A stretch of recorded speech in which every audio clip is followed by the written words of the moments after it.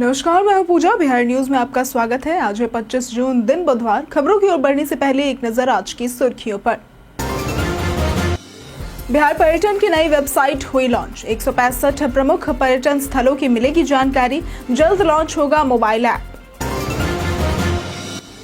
बाल मजदूरों को बचाने में बिहार दूसरे स्थान पर। पहले स्थान पर रहा तेलंगाना। जेआरसी ने पुनर्वास, शिक्षा और निगरानी की सख्त जरूरत पर दिया जोर।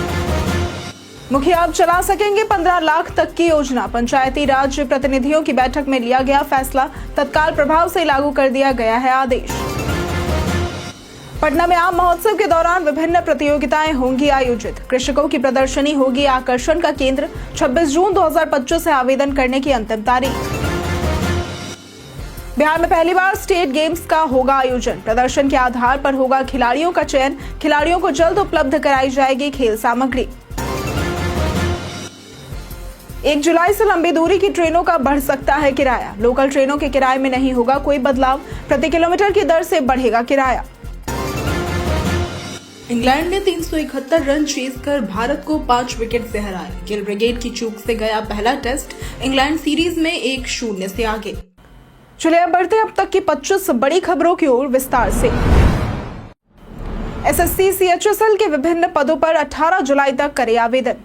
एसएससी सीएचएसएल भर्ती 2025 के तहत कर्मचारी चयन आयोग यानी कि एसएससी ने lower division clerk, data entry operator समेत विभिन्न पदों पर 3131 वैकेंसी निकाली है। आवेदन प्रक्रिया 23 जून से 18 जुलाई 2025 तक चलेगी और ऑनलाइन फीस भरने की अंतिम तिथि 19 जुलाई रखी गई है। करेक्शन विंडो 23 से 24 जुलाई को खुलेगी। टियर 1 परीक्षा का आयोजन 8 से 18 सितंबर 2025 के बीच और टियर 2 फरवरी मार्च 2026 में होगा। पात्रता के लिए उम्मीदवार को 12वीं पास होना चाहिए। आयु सीमा 18 से 27 वर्ष है, जो कि 1 जनवरी 2026 के अनुसार होगी। सैलरी 19,900 से 92,300 रुपए तक निर्धारित है। चयन प्रक्रिया में टियर 1 के लिए एमसीक्यू, टियर 2 के लिए स्किल टेस्ट, टाइपिंग टेस्ट शामिल है।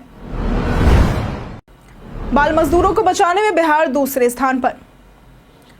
वर्ष 2024-25 में बिहार ने बाल मजदूरी और बाल तस्करी के खिलाफ राष्ट्रीय अभियान में महत्वपूर्ण भूमिका निभाई है। जस्ट राइट्स फॉर चिल्ड्रन यानी कि जेआरसी की रिपोर्ट के अनुसार बिहार में 3,974 बच्चों को बाल श्रम से मुक्त कराया गया है, जिससे राज्य देश भर में दूसरे स्थान पर रहा है। तेलंगाना पहले स्थान पर रहा है, जहां 11,063 बच्चों को बचाया गया है। रिपोर्ट में बताया गया कि लगभग 90% बच्चे खतरनाक और अमानवीय हालत में काम कर रहे थे। जेआरसी ने पुनर्वास, शिक्षा और निगरानी की सख्त जरूरत पर जोर दिया है। बिहार में सरकार और सामाजिक संगठनों की संयुक्त कार्रवाई ने बाल तस्करी के कई रैकेट तोड़े हैं, लेकिन असली चुनौती इन बच्चों को सुरक्षित भविष्य देना है।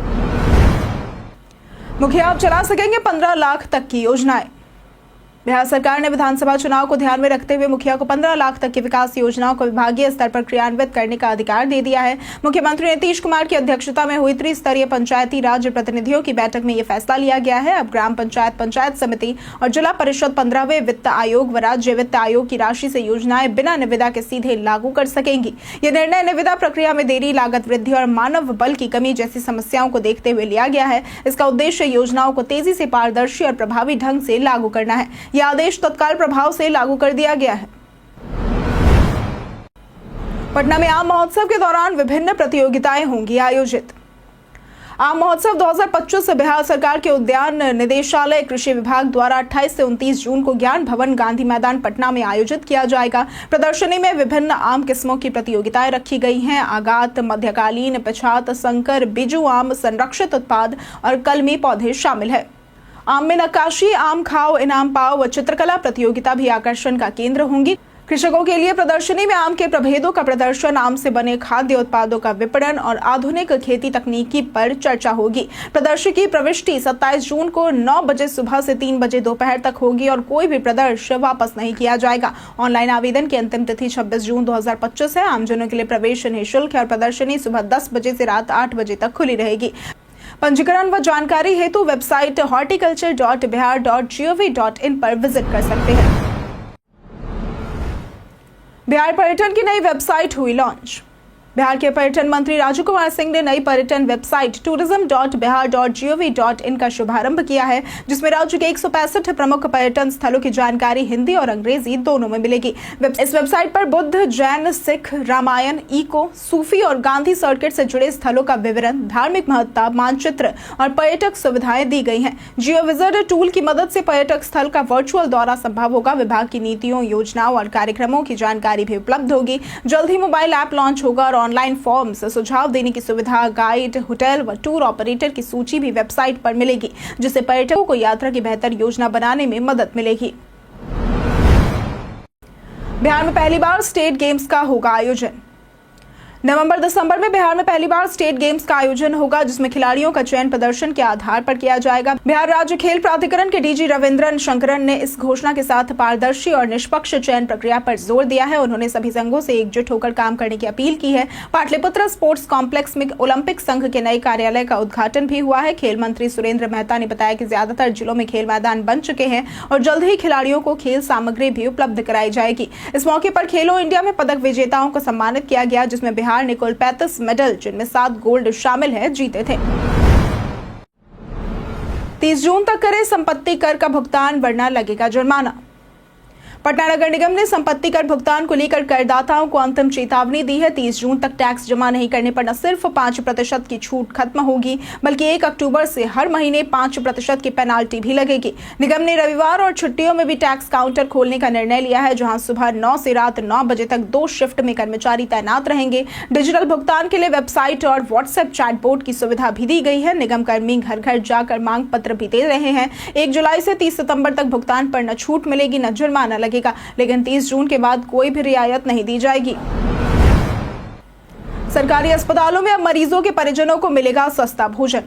बिहार सरकार ने एक अहम निर्णय लेते हुए राज्य के सभी सरकारी अस्पतालों में मरीजों और उनके परिजनों को मात्र 20 रुपए में भोजन उपलब्ध कराने की योजना को मंजूरी दी है। अब तक दीदी की रसोई के तहत ये भोजन 40 रुपए में मिलता था। नई व्यवस्था के तहत सरकार 20 रुपए की सब्सिडी देगी, जिससे गुणवत्तापूर्ण खाना सस्ती दर पर मिल सकेगा। मुख्यमंत्री नीतीश कुमार ने कैबिनेट बैठक के बाद ये जानकारी एक्स पर साझा की है। ये सुविधा अब अस्पतालों के साथ साथ समाहरणालय, अनुमंडल, प्रखंड और अंचल कार्यालयों में भी उपलब्ध होगी। इसका उद्देश्य दूर दराज से आने वाले लोगों को सस्ता और शुद्ध भोजन मुहैया कराना है।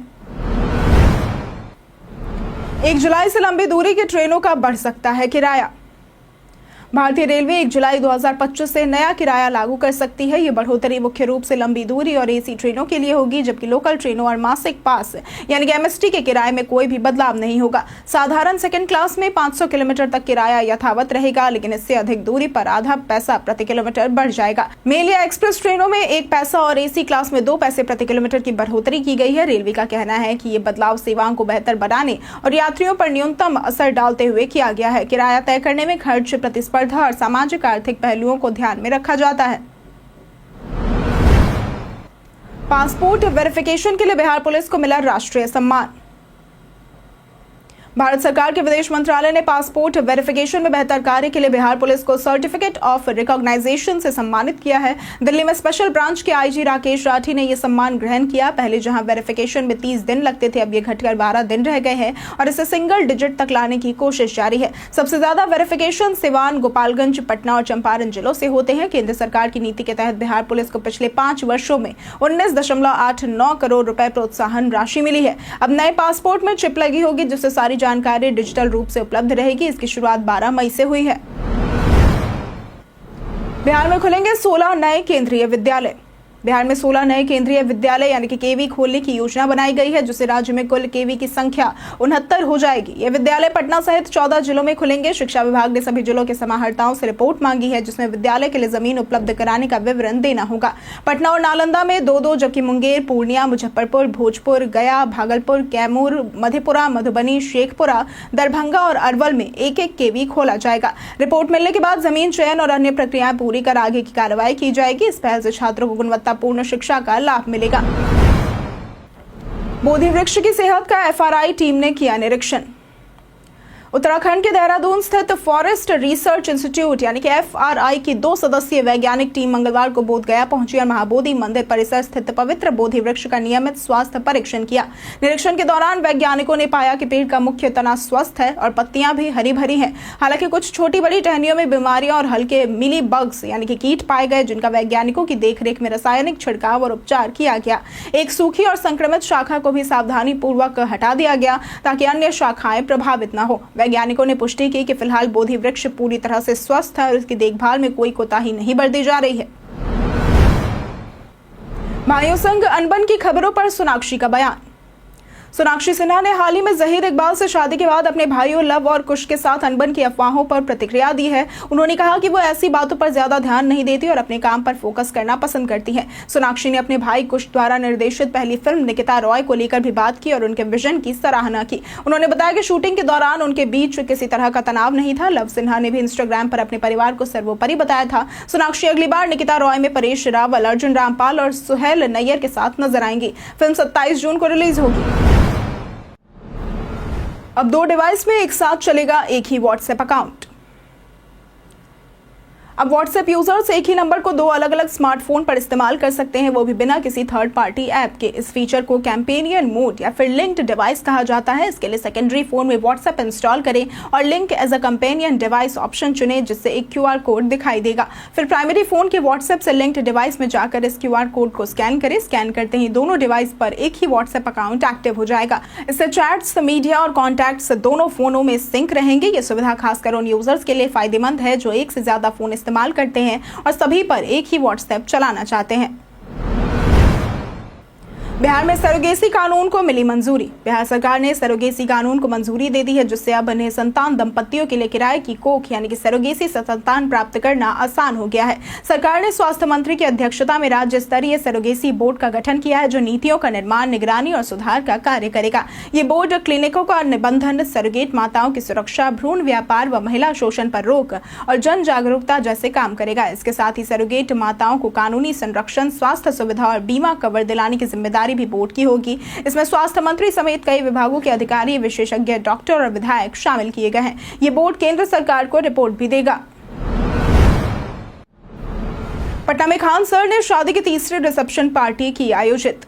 मशहूर शिक्षक और यूट्यूबर खान सर ने 24 जून को पटना के अंजुमन इस्लामिया हॉल में अपनी शादी की तीसरी रिसेप्शन पार्टी दी, जिसमें सिर्फ लड़कों को आमंत्रित किया गया। इस पार्टी में 156 व्यंजन थे और अब तक 10,000 छात्र शामिल हो चुके हैं। इससे पहले 20 जून को लड़कियों के लिए रिसेप्शन रखा गया था, जिसमें 25,000 लड़कियां शामिल हुई थी। पहली पार्टी 2 जून को हुई थी, जिसमें बिहार के राज्यपाल और अन्य VVIP शामिल हुए थे। खान सर खुद छात्रों का स्वागत कर रहे थे और उन्हें खाना भी परोसते हुए नजर आए। उन्होंने शादी की जानकारी सबसे पहले अपने छात्रों को लाइव क्लास में ही दी थी। उनकी पत्नी का नाम AS खान है। जाने आज कैसा रहेगा बिहार के मौसम का मिजाज। मौसम विभाग के अनुसार अगले 4 दिनों के दौरान अधिकतम तापमान में 2 से 3 डिग्री सेल्सियस की क्रमिक वृद्धि होने की संभावना है। अगले 5 दिनों के दौरान न्यूनतम तापमान की अगर बात करें तो इसमें कोई भी विशेष परिवर्तन नहीं आने वाला है। प्रदेश के कई इलाकों में हल्की से मध्यम स्तर की वर्षा होने की संभावना है। दक्षिणी और उत्तर पूर्वी इलाकों में तेज हवा के साथ मेघ गर्जन होने की आशंका जताई गई है। अगर बात करें आज के अधिकतम तापमान की, तो आज का अधिकतम तापमान 32 से 34 डिग्री और न्यूनतम तापमान 26 से 28 डिग्री रहने का पूर्वानुमान लगाया गया है। छठ पूजा को यूनेस्को विरासत सूची में शामिल करने की तैयारी।